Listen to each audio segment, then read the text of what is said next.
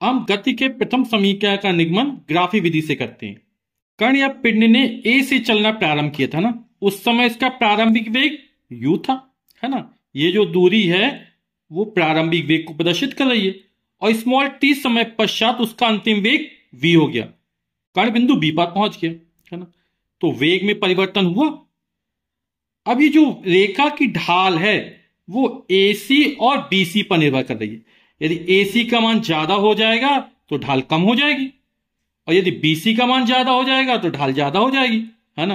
अपन ने निर्देशन ज्यामिति में पढ़ा कि ढाल या प्रवणता स्मॉल m बराबर क्या होता है, tan थीटा होता है। और यहां पर क्या है कि कण का प्रारंभिक वेग स्मॉल u था t बराबर 0 पर, और बाद में v हो गया स्मॉल t समय में, यानी वेग में परिवर्तन हो गया। आप लोग जानते हैं कि वेग परिवर्तन की दर को त्वरण कहते हैं, यानी त्वरण उत्पन्न हो गया। यहां पर हम जो चर्चा करेंगे, सूत्र निकाल रहे हैं, वो एक समान त्वरण के लिए निकाल रहे हैं।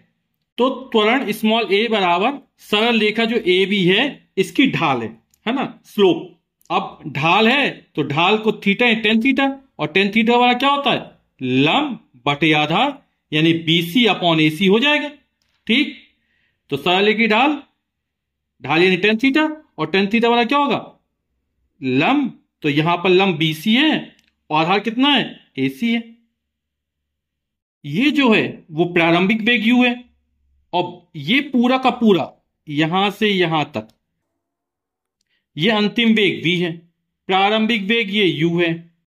तो BC किसको प्रदर्शित करेगा, इस पूरे में से यदि इसको हटा दिया जाए, घटा दिया जाए, तो BC बचा रहेगा।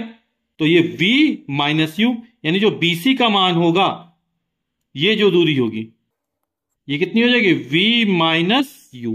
तो मान रख देते हैं, BC का मान कितना हो जाएगा, v माइनस u, और AC का मान स्मॉल t। ये त्वरण स्मॉल a बराबर निकाल लिया।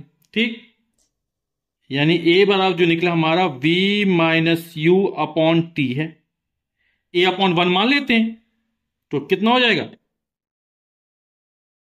a को क्या लिख सकते हैं, a अपॉन 1, क्रॉस मल्टीप्लाई कर देते हैं, तो हो जाएगा v माइनस u बराबर a में t का गुणा तो 80 हो जाएगा। u का पक्षांतर कर देते हैं, माइनस u बराबर कुछ तब जाएगा तो प्लस हो जाएगा, तो v बराबर हो जाएगा u प्लस 80। यही हमारे गति का प्रथम समीकरण है।